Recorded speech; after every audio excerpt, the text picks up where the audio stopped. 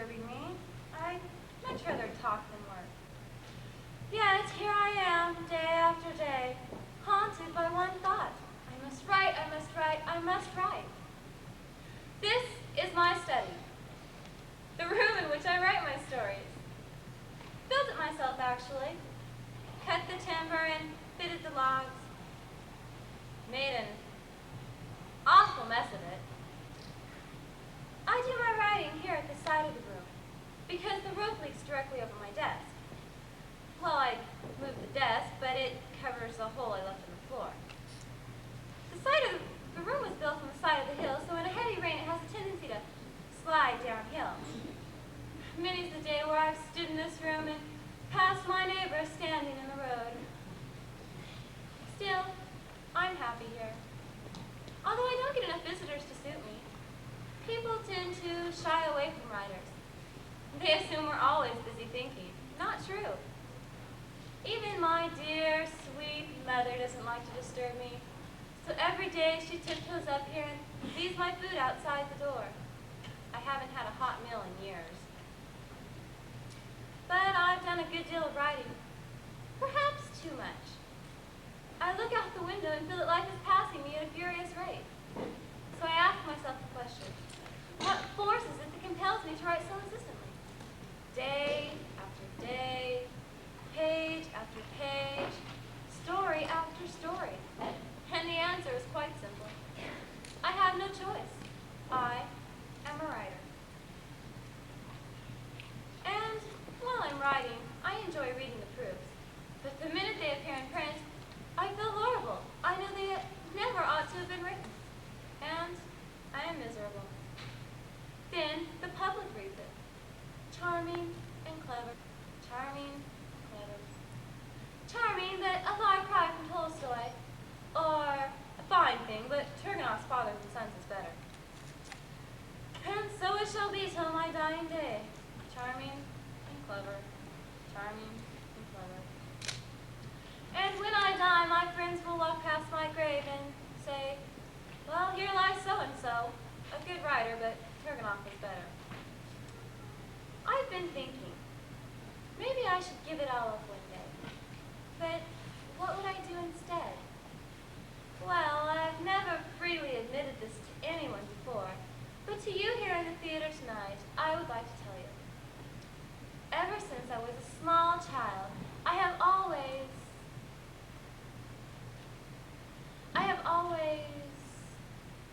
excuse me a moment. Just making a note. An idea for a short story just occurred to me.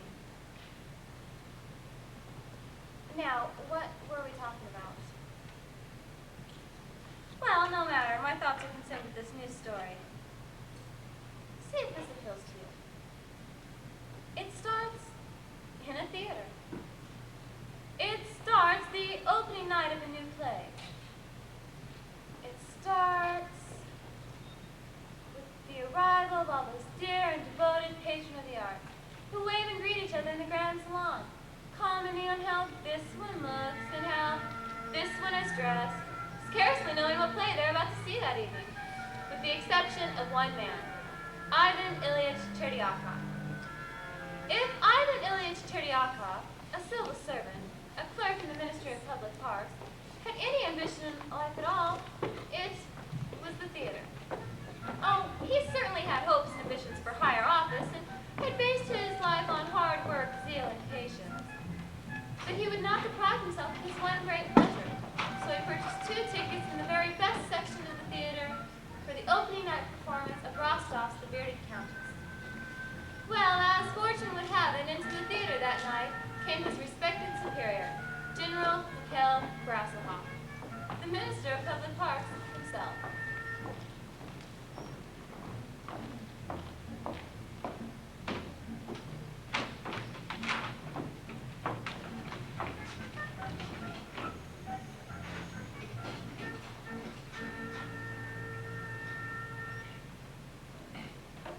Good evening, General.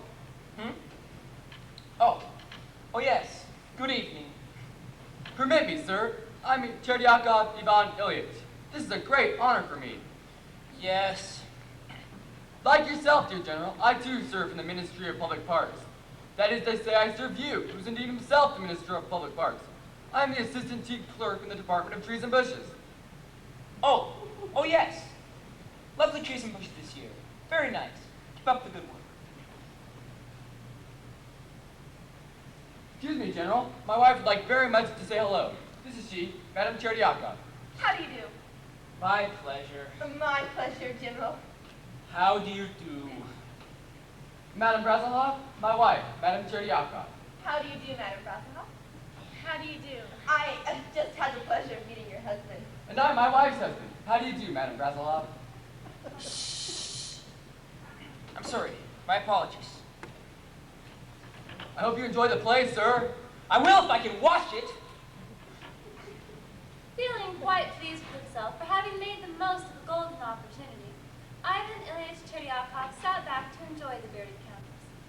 He was no longer a stranger to the Minister of Public Parks. They had become, if one wants to be generous about the matter, familiar. And then, quite suddenly, without any warning at all, like a bolt from a gray, thundering sky, Ivan Ilyich Cherdiakov reared his head back and... Oh my goodness! I'm sorry, Your Excellency. I'm so terribly sorry. Never mind. It's all right. All right. It certainly is not all right. It's unpardonable. This monstrous of me. Leave it be. You make too much of the matter. Let it rest. How can I let it rest? It was an accident, I assure you, but it's disgusting. I'm sorry. My apologies. Permit me to wipe your neck, General. It's the least I can do. Leave it be. It's all right, I say. But I splattered you, sir. Your complete head is splattered. It's disgusting. But try as he might, Cherdiakov could not get the incident out of his head. The sneeze, no more than an innocent anatomical accident, had grown to out of all proportions, until it resembled the angry roar of a cannon pointed directly at enemy camp. He slowed the procedure down in his mind so that he could again view in horror the infamous deed.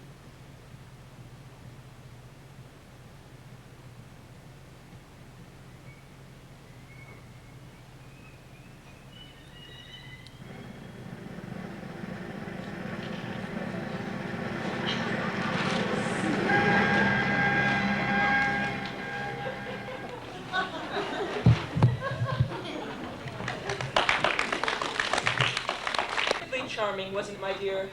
I found it utterly charming. I was completely charmed by it. Excuse me, Your Excellency. Somebody's tapping. Who's that tapping? I'm tapping, sir. I'm the tapper, Cherdiakov. Stand back, dear. It's the sneezer. Oh, that's all right. I'm all sneezed out. I was just concerned about your going into the night air with a damp head. Oh, that. It was a trifle. A mere faux pas. Forget it, young man. Amusing play, don't you think? Amusing? Oh my goodness, yes! Ha ha ha! Oh, I haven't laughed so much in years! Ha ha ha! Oh, Which part interested you the most? when I sneezed, sir, it was unforgivable. Forget it, young man. Come, my dear. It looks like rain. I wouldn't want to get my head wet. Again. You shouldn't let people sneeze at you, dear. You're not a man to be sneezed at. I'm ruined! Ruined! They'll let me fired from trees and bushes. They'll send me to branches and twigs. Come, Ivan. What? You must have let it concern you. It was just a harmless little sneeze. The general's probably forgotten about it already. Do you really think so? No, I'm scared of it.